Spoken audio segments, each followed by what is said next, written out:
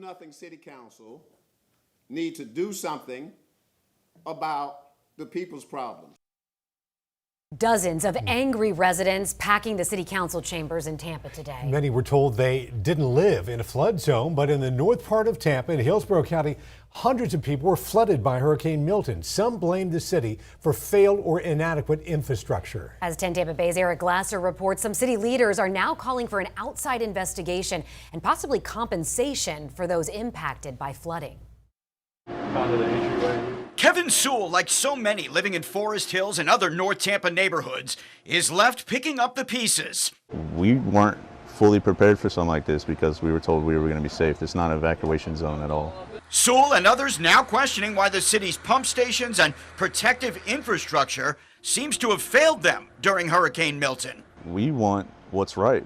We feel like they're responsible. It wasn't just a storm of the century, it's a crisis of a century. City Councilman Louis Vieira, who represents several of the affected neighborhoods, is now calling for a joint investigation between Tampa and Hillsborough County. Angry residents packed the city council chambers, demanding transparency. I want it to be done by experts, not politicians, by people who know. Vieira called for a professional outside investigation into what went wrong. He also suggested the city and county consider putting money aside to provide not just answers, but financial relief. It's not to point fingers. I don't know what the answer is.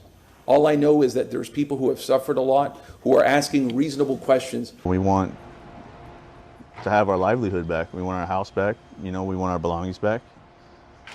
And so does everybody else in the neighborhood. Last week, Tampa Mayor Jane Castor said pump and generator failures were to blame for the flooding here in North Tampa.